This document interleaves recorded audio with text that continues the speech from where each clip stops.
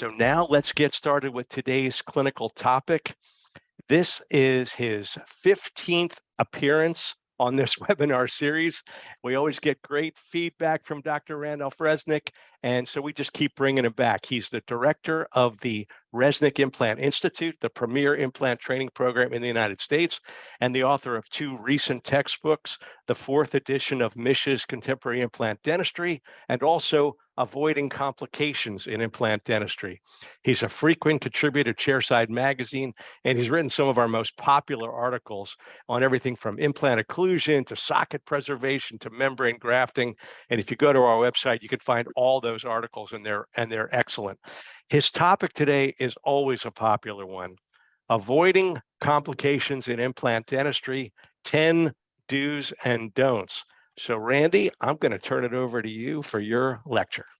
Great. Thank you very much, Neil. It's great to be back, and welcome everyone. So today's topic is going to be a little bit different than most of the other lectures that I've given on this webinar. This is going to be talking about complications, and I've divided this up into 5 different categories, from the first time you see the patient until after you place the prosthesis and your home care after that.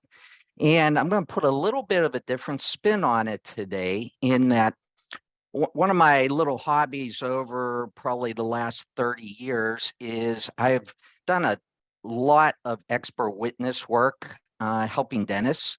So basically, I defend dentists all over the country, and I'm going to go over a lot of the pearls and some of the issues that I have seen that dentists have across the country, because my goal is for you never to have to be sitting here or answering a complaint against you. So we're going to go over some of the more common ones that I see, and I have a lot to go over, so let's get right into it. So the first problem that I see, and I see this so much anymore, is patient evaluation and the medical history form. You have to understand that if there is an issue with a patient, someone is going to scrutinize that medical history form. They're going to look every aspect of that medical history form to find something that you may have done wrong. And what do I see a lot is a lot of practitioners do not read the medical history. So what I always tell people when we teach is, any time on that medical history, any medical condition that is positive, basically where a patient puts yes in that little box, you need to make a notation. And you need to follow up on that, because you never know what is behind that. So just for some quick examples, patient puts a heart attack. Okay, you just don't look the other way and say, okay, it was 2 years ago, we're not going to worry about it. You have to worry about when it was.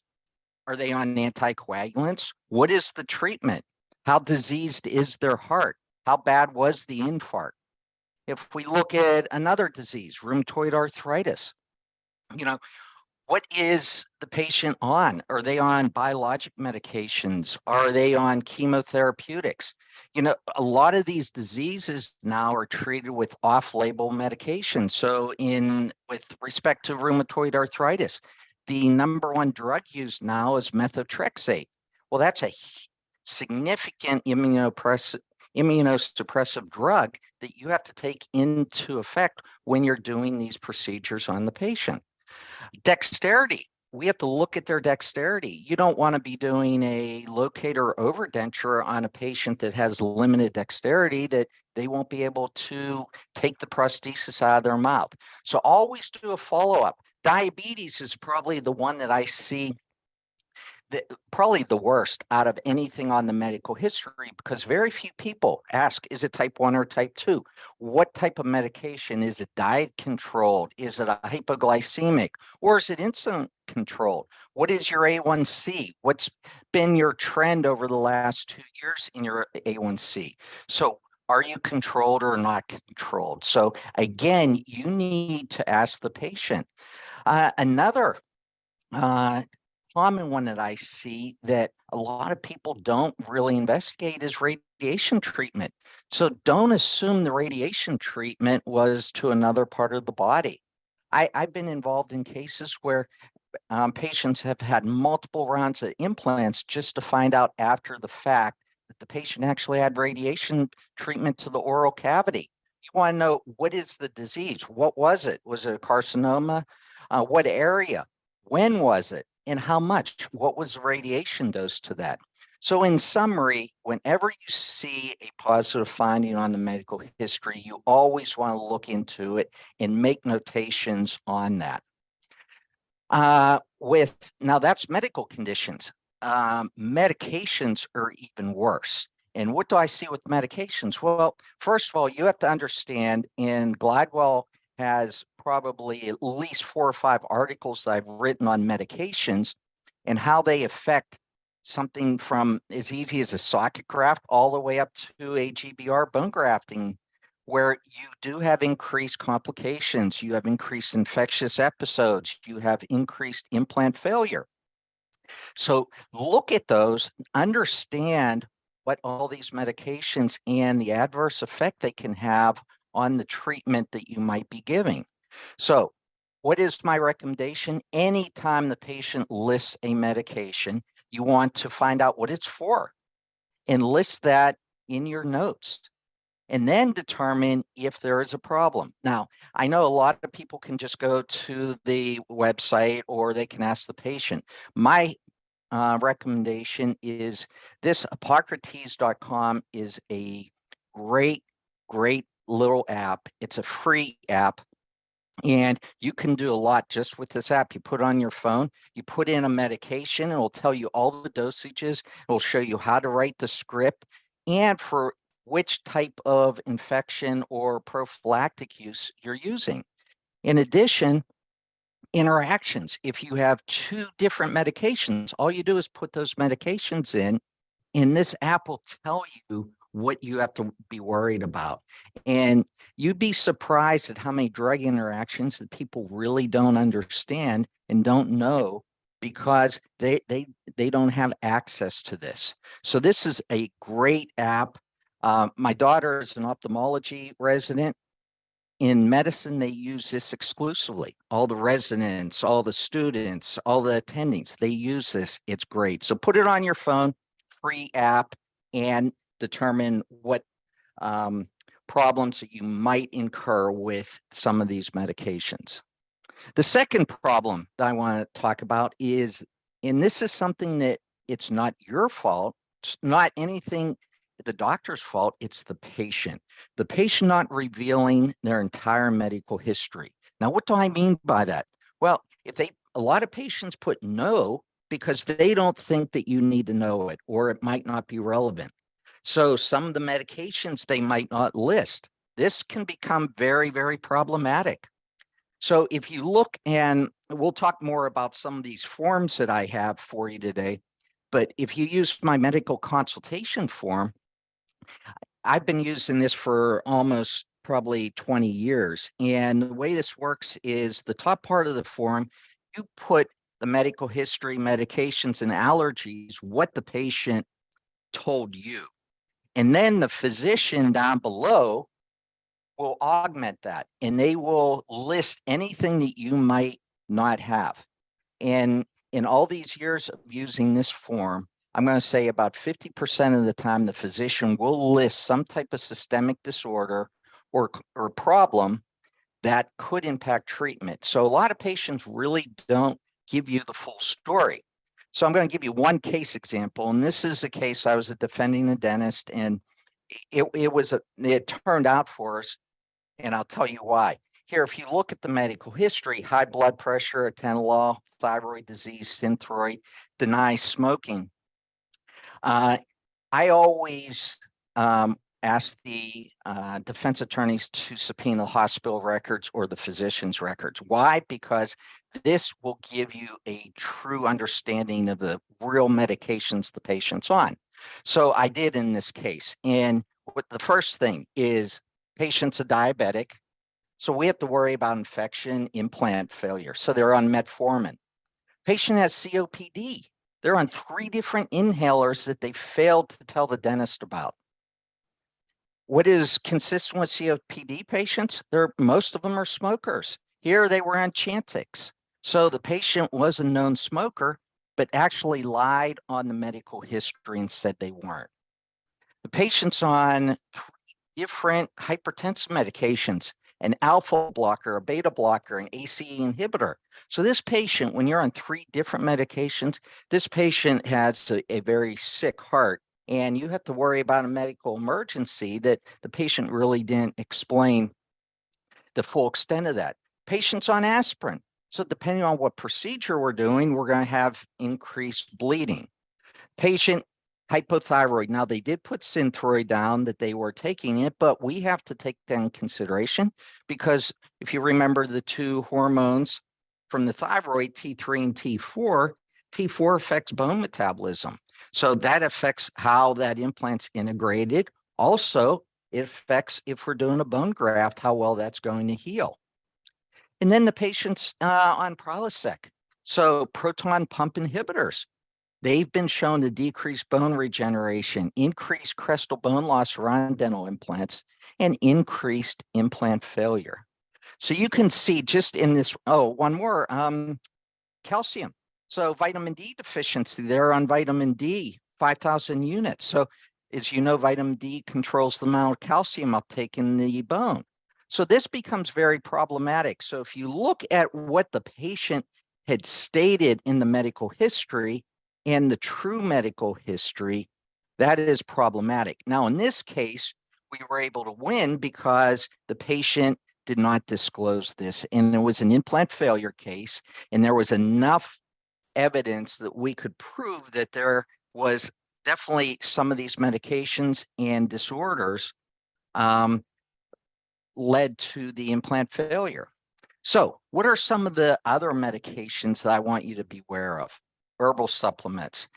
Everyone's taking these now, and they can be very, very problematic, not even so much with our surgery, post-op care, and even interactions with IV or oral sedation. So you have to be very careful. If you look at studies, patients 62 to 85 years old, about 64% of them are using supplements. That's rather significant. Here's an alarming study. 70% of patients taking herbal medications do not report it on their medical history. Why? Because they don't think it's relevant.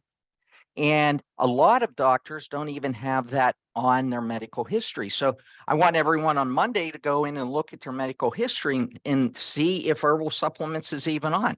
Why? Because if you're doing implant surgery, over 25% of these herbal supplements have antiplatelet properties, which can be very problematic. So you need to know that, and especially with multiple herbal supplements. So that is a real problem, and it's only getting worse. And it's something that, again, patients don't think that they need to explain or reveal to the doctor. The next is the medical history and consent forms not being updated. And I am guilty of this. And I was amazed in doing these malpractice suits for so long. I've learned so much, and it's actually made me a better practitioner. Here's one example, and this is maybe about 3 years ago, so it's not even that long ago. But here's the medical history. And if you look at it, there is nowhere on this medical history for current medications. So yes, it has about allergies, but this is the intake form of the patient. There's nothing about current medications. It's outdated or just irrelevant. Tonsillitis, mumps, scarlet fever. So look at your medical history and make sure it's not outdated. Now, what I recommend and what I do every year, whether it's the end of the year, it's your fiscal year, or it's July 4th, whatever, update your medical history. The areas that I see that are not very well documented in your medical history, bisphosphonate use. Is it oral or is it IV bisphosphonates? Biologic medications. One of the newest drugs they're using off-label for all type of autoimmune diseases, but they're very, very strong immunosuppressive drugs. Diabetes. just don't have diabetes, and you need to know the type, the control, the A1C, etc. Not only you can't just put smoking anymore. You have to know, is a patient vaping? Or are they using a water pipe? Studies show water pipe is just as bad as smoking. Vaping is not as bad as smoking, but is still detrimental to the health of dental implants. And then, as I said, herbal supplements. So you always want to update that. Now, probably the best form that I have seen is the ADA form. They do modify this on occasion, so you can order that right off their website, but it is pretty detailed and they do update that. Okay, so that is the pre-evaluation of the patient. Let's look at actually treatment planning patients. What do I see in all these cases that I do that doctors are doing wrong? I see this a lot, and I hate to say it, it's a common problem in our profession.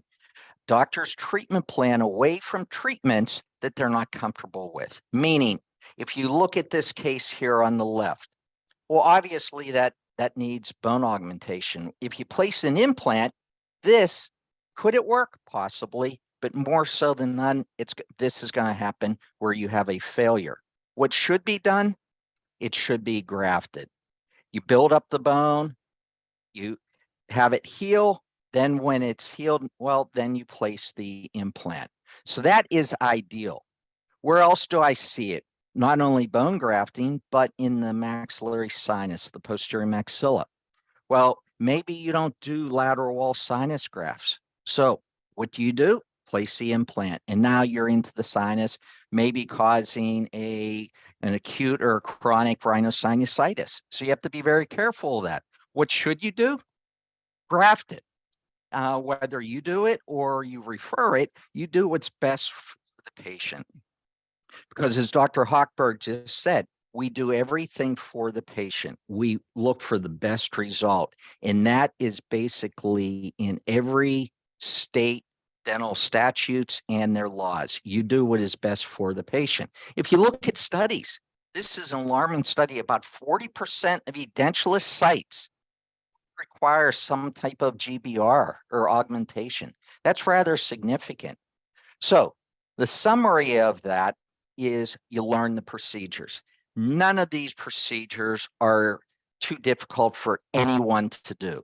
You just have to learn which patient is a good candidate and which patient is not a good candidate. And that's what I spend more time teaching doctors when not to do a procedure than when to do a procedure, because we don't want to see complications. And I said, I never want to see you sitting in a chair for 2 weeks out of your office because of something like this happening. So you learn how to do the procedure. Now, say maybe you're not comfortable with it, which is fine. You don't have to do everything. Then just refer it. But you refer it to someone who is competent to do that type of procedure. We look at the next problem that I see in treatment planning, not furnishing patients with all viable treatment options. And I see doctors all the time. And I'll give you an example, 2-implant overdenture doc.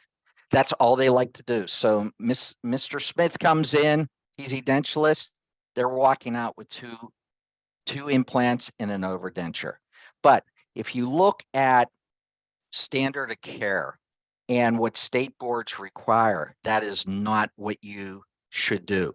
You need to say, and it is crazy, it is, some people do 1 implant, some people do 2, some people do 3, 4, and 5. Don't look at the patient's pocketbook and say, oh, this patient will never be able to afford a fixed prosthesis, so I'm going to do the least expensive, which is 2 implants.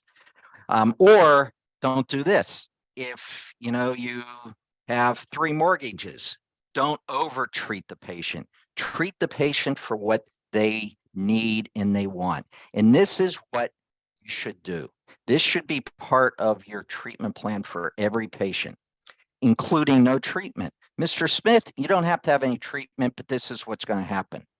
Mr. Smith, you can have a conventional removable denture. We can make you a new denture. It'll look a lot better than your old one. However, you know what? You're not going to be able to chew much better. It'll look better, but it's not going to function much better. We can give you an overdenture.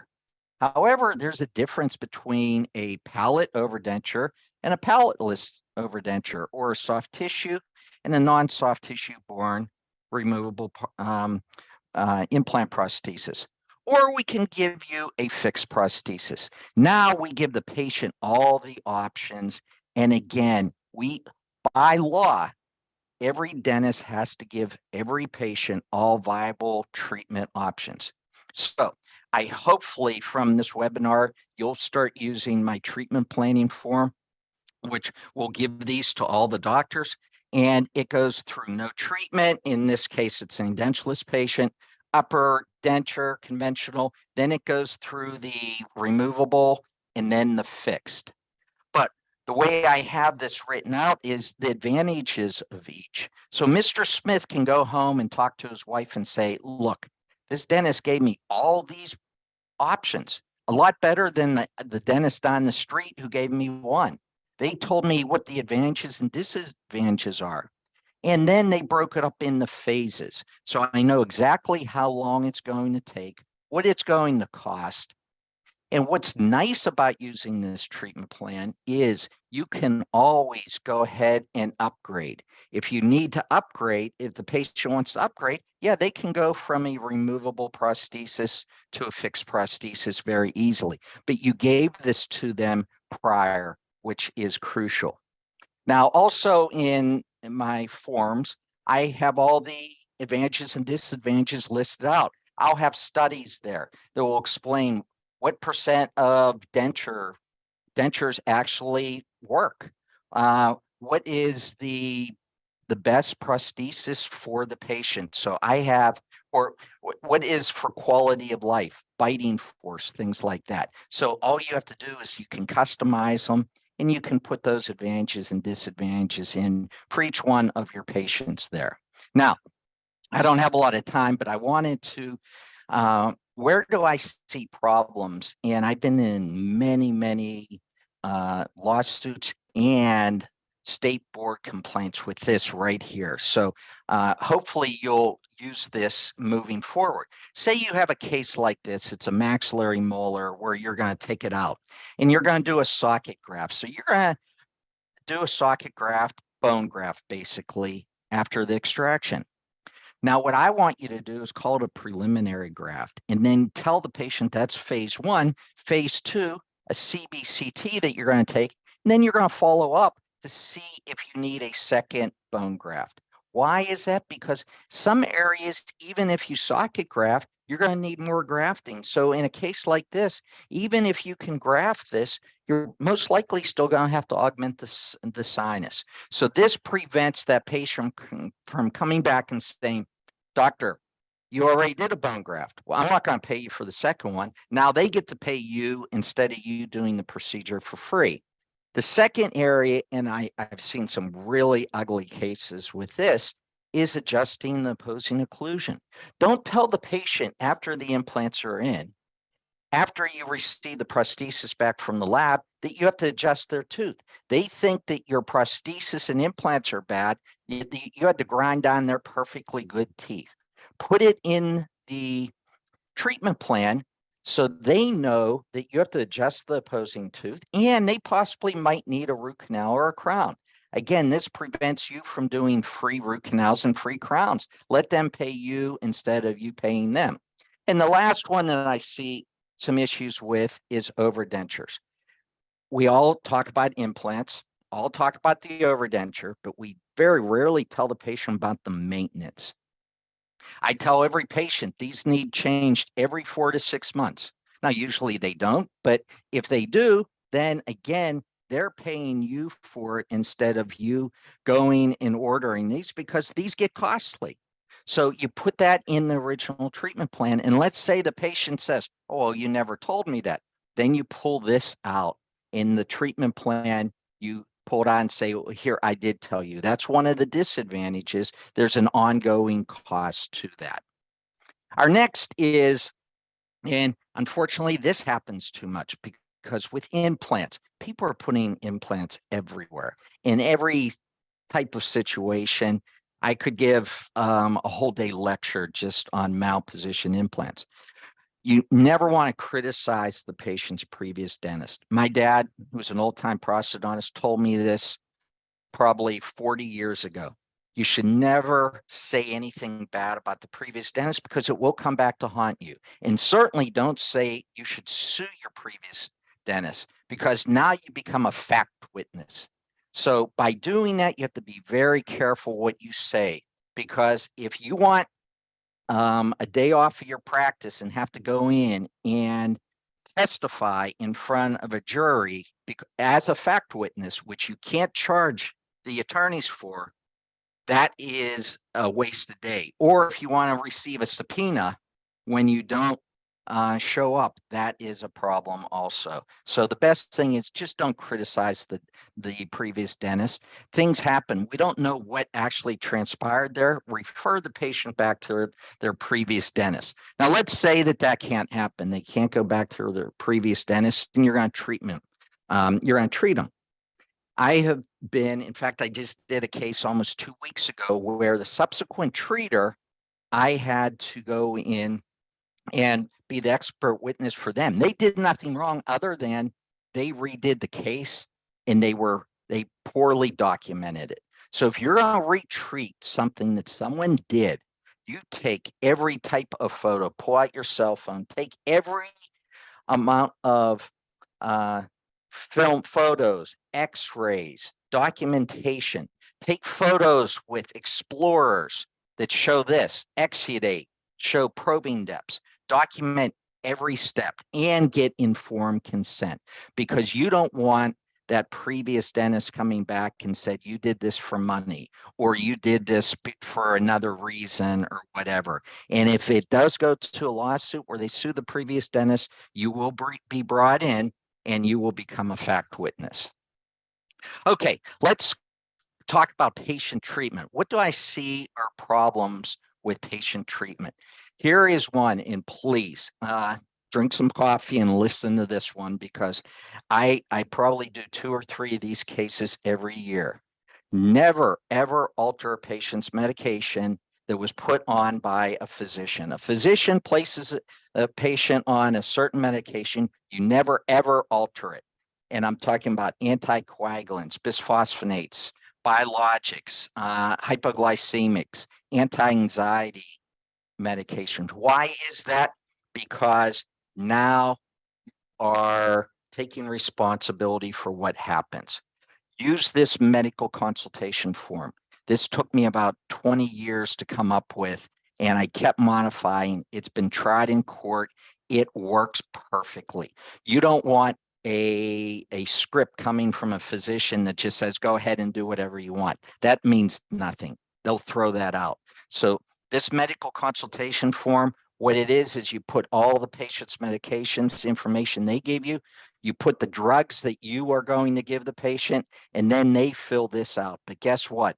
They sign it, and it's part of the patient's record. It works foolproof. I hate to say this, but there are some things you have to be careful of. I don't like to call physicians. It becomes a he said, she said thing. Do not get oral clearance. In fact, a lot of times you'll never get the physician now. Now you're talking to a PA, and allow the physician to instruct the patient. If they're on Coumadin, Mrs. Smith comes back. What does my physician wants me to do? This and this. Good. You talk to your physician about going off of the medication and then when to go back on, because that is their forte.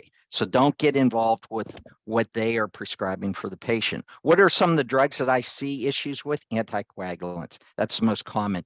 Coumadin, warfarin was one of the more common ones in the past. Now we have these novel oral anticoagulants, Pradaxa, Xarelto, and Eliquis. Those are even more difficult because there's no test to determine the patient's anticoagulant activity. So you do need the physician involved. I've had 2 cases this year in this, and that's why I beware. Patients that are on dual antiplatelets, almost all patients who've had cardiac stents are put on dual antiplatelets. And these patients, if you ask a physician to take them off of it, they most likely won't. So you have to deal with the bleeding on these patients. But on the two cases that I had, both went off of it, went in through clots and stroked out, and both were fatalities. So be very, very careful. You do never want to take a patient off these dual antiplatelets unless a physician is going to monitor them and take other avenues to treat the patient. You have to be very, very careful. Now, one of the cases that I was involved with, the doctor said he never told the patient to go off it, but everyone thinks that you have to go off it. So the patient might. In this particular case, the widow was an 85-year-old grandmother. Now, we lost the case because what's the jury going to do? Believe the plaintiff's wife or the doctor? So on your medical history intake form, always have some notation. Never alter any medication unless instructed by the physician. On the post-op notes, never discontinue or modify any medication. Let it be the physician. I have both of these for you, especially my post-op form. So if you do that, at least it's in writing, and that's your get out of jail card. Informed consent. See a lot of issues with that, where sedating patients, doing a day of procedure, I don't think is good practice. Now, sometimes you do have to do that in emergency situations, but it's not good practice. And patients signing without an explanation is really bad. Ideally, this is what you need to do. Write in your notes that you did written and oral informed consent. That is the best. Now, in every state in this country, you don't have to do a written. You can do oral, or you can just do written. I like to do both because it looks more comprehensive. It looks better if something does happen. So avoid the sedation. You know, if the patient's being sedated, you need to do this prior to the day of the procedure. Don't have them come in where they took an anxiolytic drug or you stick an IV in and now you're getting them to sign it. What my recommendation is, and what I've implemented in my practice, all these treatment plans, all the forms are emailed to the patient. We give them to the patients, but we also email them. Why? Because now we have a timestamp and we know when we gave it. So the patient, if there is a litigation issue multiple years later, they can never come and say, I never received it. Well, yes, you did. Here it is. You received it via the email. And it gives them time to go over all the different treatment plans. It gives them time to go over the informed consent. So if they do have a question, then it's not an issue. Now, I hear this a lot for a lot of doctors that I'm an expert witness for. They'll say, hey, Randy, you know what? I put these implants in, and yeah, I did hit their nerve and they are numb, but they signed their rights away. No, this means nothing. Okay. Patients cannot consent to negligence, and they will find an expert witness will come in and say, in 2023, placing an implant into the infraalveolar canal is a breach of the standard of care because we have CT scans, we have guides. It should never really happen here. So what I mean by that is the patient can't sign the right away and then you do whatever you want, and if something bad happens, then you're off the hook. That's not the way it works. So you have to have good practice. Now, I have, and again, I'll furnish these to you, my consent forms. I don't like the consent forms that you get in some of these organizations or you get off the internet. I customize mine. This is a case that is similar, not the case that I was involved in. A doctor got sued because the patient didn't realize they were using pink porcelain and or pink zirconia. And that really opened my eyes. So now on the consent forms, when they are single or multiple implant crowns, I always explain that they might be hypercontoured and they also may need pink acrylic, porcelain, and or zirconia. Now, the patient understands that, and that is your get out of jail card. The second is that They understand about smoking, alcohol, poor hygiene, blood sugar. That needs to be highlighted. And when I know a patient is a smoker or drinks alcohol, I'll always circle it and then I'll have them initial it. And then lastly, you have to be very careful is with allografts, xenografts, or even alloplasts. With an allograft, this is cadaver bone. This is bone from another patient. You need to inform that patient that you're taking bone from another patient and putting it in their body. Because a lot of patients, they develop an autoimmune disease. They get sick in some other way. Now they're coming back to point their finger at you. So be very, very careful of that. A new one, procedure exceeding the patient's tolerance. I see this all the time. All in X. Everyone wants to do all in X. Take all the teeth out, do upper and lower in one day, and it's a problem in our profession. If you look at studies, I could give you 20 of these. As the duration of the surgery increases, infection rates, bacterial counts increase. That becomes very, very problematic. If you look at studies, now, unfortunately, there's no good studies on blood loss, other than I can tell you from doing this a long time, these patients bleed a lot and they do lose a lot of blood. This is one just for full mouth extractions, and it varies how much blood they're going to lose, but it can be up to 1,000 cc's, the mean being about 536. We only have 5,000 cc's in the body. So what ends up happening? This is a study from American College of Surgeons Advanced Trauma Life Support. And what they say is when you have blood loss greater than 750 cc's, that's 15% of the total blood volume. You'll go into hypovolemia and decreased tissue oxygen. Why is that important? Because when you have less than blood loss than that, now the patient becomes hypotensive. Now their heart tries to compensate. They have compensatory tachycardia, increases the respiratory rate. That becomes very problematic. So the easiest thing is just limit what you do. Do one arch at a time. Limit the invasiveness, especially in patients who are elderly and or on anticoagulant therapy. So you don't want to do a surgery for 6 hours. How would you like to sit through yourself? Limit it down to 2 hours. Okay, that's plenty for a patient to sit there, especially if they're compromised in any way. Monitor blood loss and be careful of anesthesia. That's a whole nother subject that I could talk about a day with giving too much anesthesia. With implants, I still see this prophylactic antibiotics. Okay, you're not ruining society by giving patient prophylactic antibiotics. That's insane. 70% of antibiotics in this country are made for agriculture, not for medicinal services.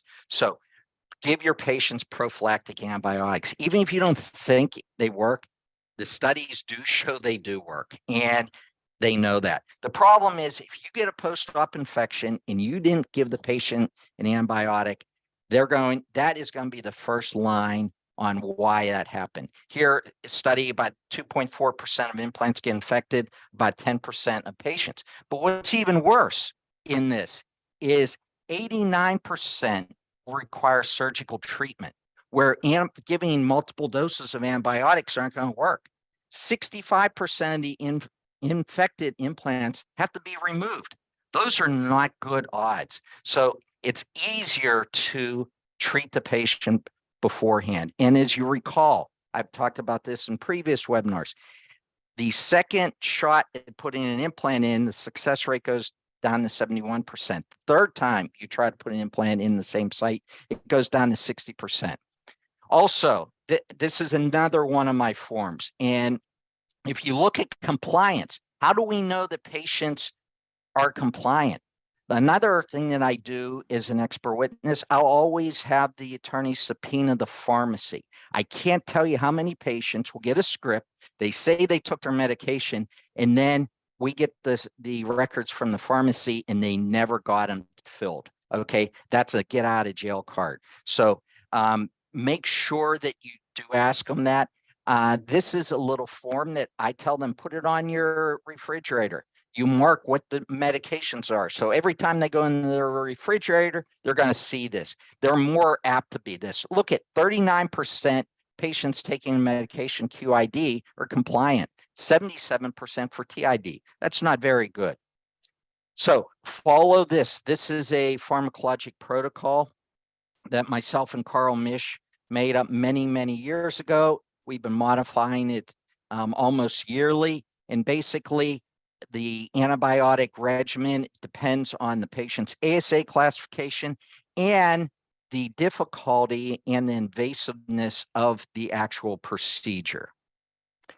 Now, another thing, and I hate to even go into this, but I see this come up in almost every infection case. Doctor, please give us your autoclave spore tests. And the doctor says, I don't have them. So now they assume that your autoclave's not working and you were working on patient with dirty instruments. Make sure you have spore testing. Make sure they're all passed. I had one doctor that I was defending. He actually went and got the spore test and found out that he had multiple tests that failed, but no one told him about it or the staff didn't do anything about it. That's instant loss on a case. So let's end with post-op. Now, failure to refer in a timely fashion. You have a duty as a doctor to refer any patient that is outside the scope of your treatment, but you have to do it in a timely fashion. No more, okay, that implant's into the nerve. Well, it's going to get better in 6 months.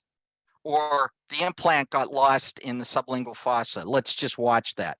Or, you know what? I think you need another round of antibiotics, even though we've given you 5 different antibiotics. Okay, timely referral. The patient can't consent to, oh, I'll just wait. They didn't go to dental school. They don't know what happens when you leave an implant up into the maxillary sinus. So be very careful with that. Timely referral coincides with standard of care.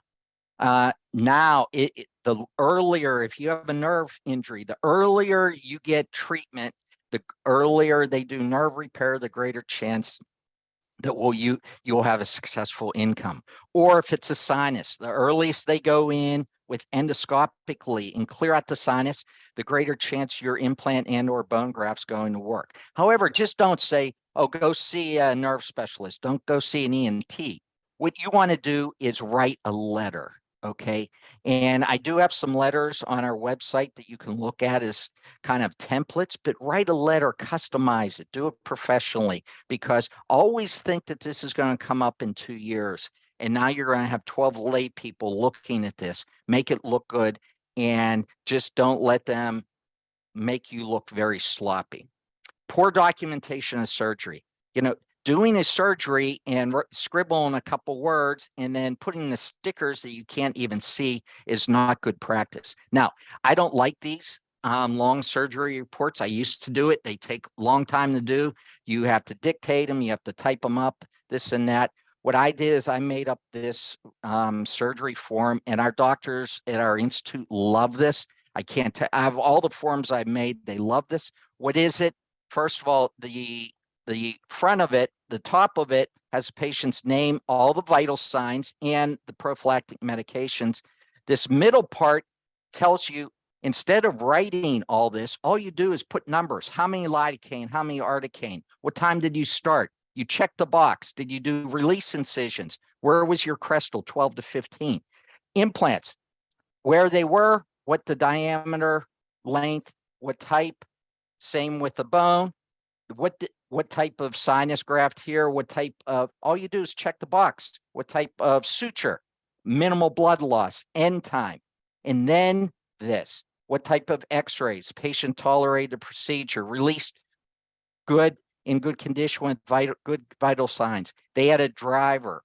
And then also you have this. You're putting a foreign object in a patient's body.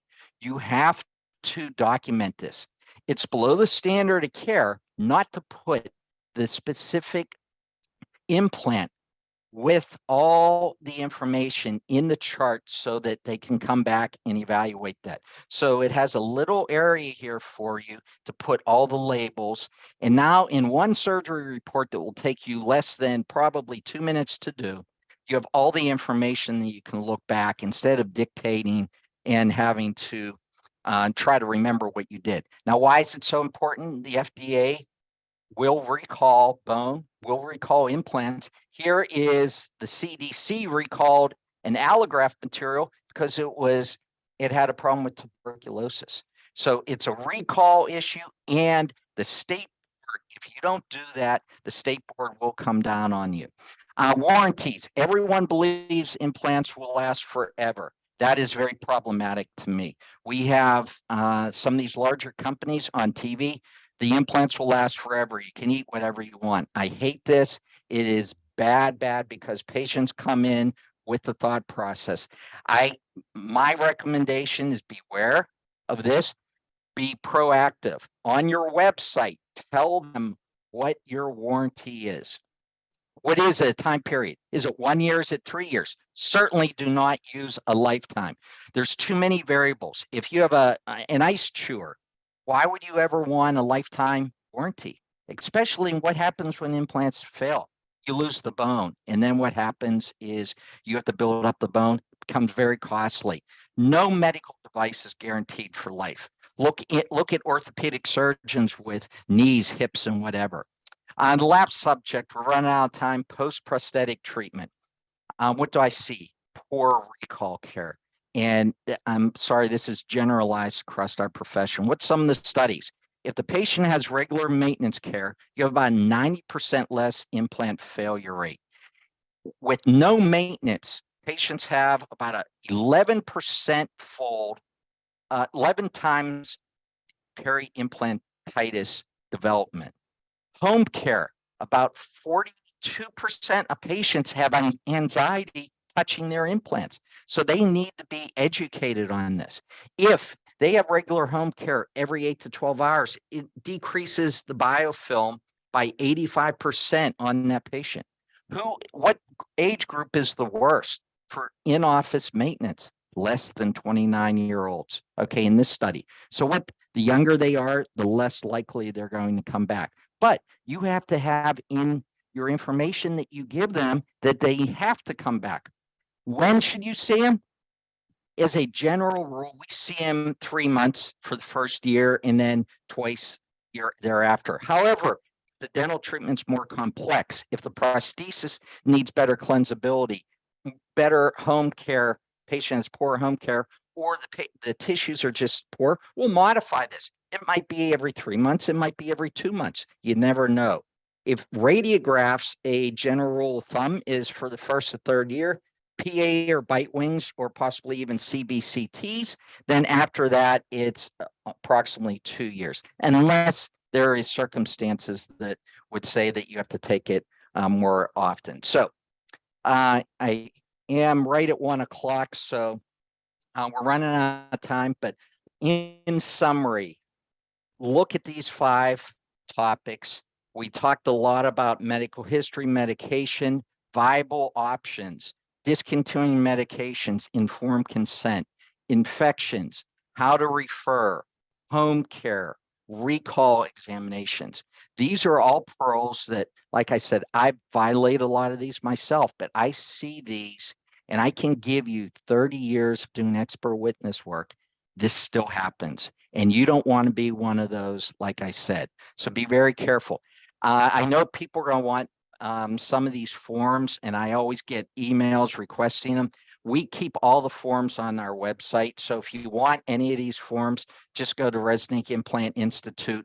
Right here, there's a little icon. And Mark Romano from Now Media made a real nice platform that you go to, and he has it to where you can get all these forms and you can download them, and please use them. If I can save you from having a complication, then I feel that's a success. So again, thank you. Sorry for going over a little bit. I appreciate everyone staying on and listening to what we had to talk about avoiding complications. Great information, Randy. Great info. And by giving them a place to download all those forms, you have eliminated 98% of the questions that we had here. Okay, so Yeah, as well, you know what, we give those to all of our doctors who take our course, but I think it's so important that I always leave them up there, because if I see so many bad forms out there, and some that most of the, like informed consent, the majority of the time they're being thrown out of court anyway because they're not good informed consents. So if it can save a doctor from having making their life miserable for 2 years, it's well worth it. So. Oh, that's great. I mean, yeah, you've been really, really generous. And of course, your forms have been pressure tested over the years, right? Yes, yes. That's great. So again, go to resnikimplantinstitute.com, and on the upper right, there's a little word forms. Click that form, and it'll take you to a page that allows you to, I think you enter your name and email address, and then you can download the forms, which I think is just great. Great. Yeah, you do have to request a code. So I put that information into the chat box, and I'm going to do it again right now. So you guys have that information. Great. Okay, so let's take a couple other questions. What about somebody on bisphosphonates or methotrexate? What is the current? Is there a current recommendation, or do you simply go with the medical doctor's recommendation? So here's the problem that we have: biologics. First, let's talk about biologics. That is a medication class that no one knows what's going on. The physicians certainly don't understand the ramifications. What I would do is recommend just Google my name in biologics and bisphosphonates, and I have kind of a summary on what should be done.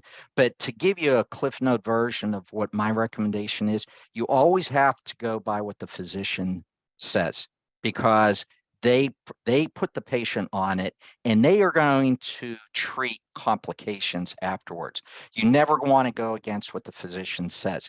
In the majority of the cases, unless IV bisphosphonate, you never want to do, and that includes reclass, which is now used for, most IV bisphosphonates have been used for metastatic cancer and multiple myeloma patients, but now they're being used for osteoporosis in an infusion.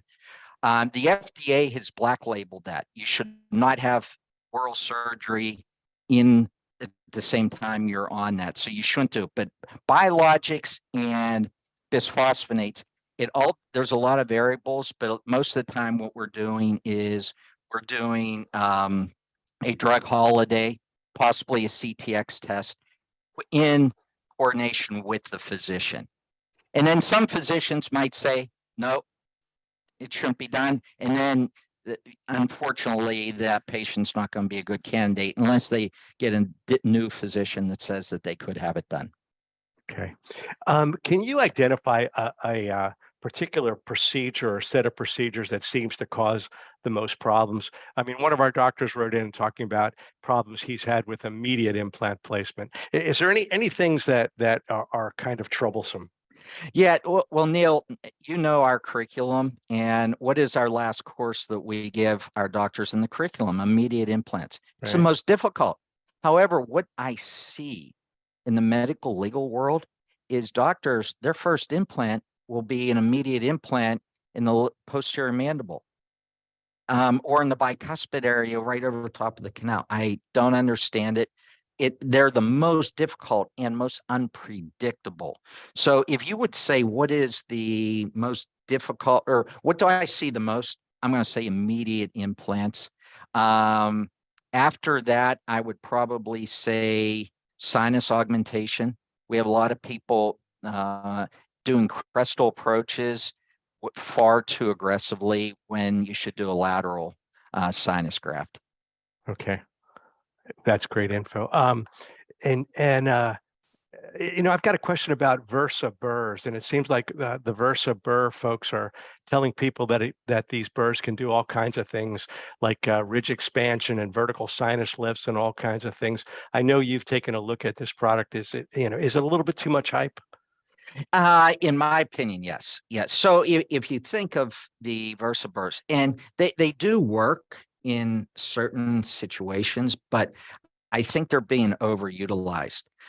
What I don't why I don't personally use them is, say you have the Han implant, and say you have a 3.0. 3.0 Han implant tapers down to a 2.0. The 3.0 VersaBurr doesn't taper to a 2.2. So now you have a larger hole putting a smaller implant into it.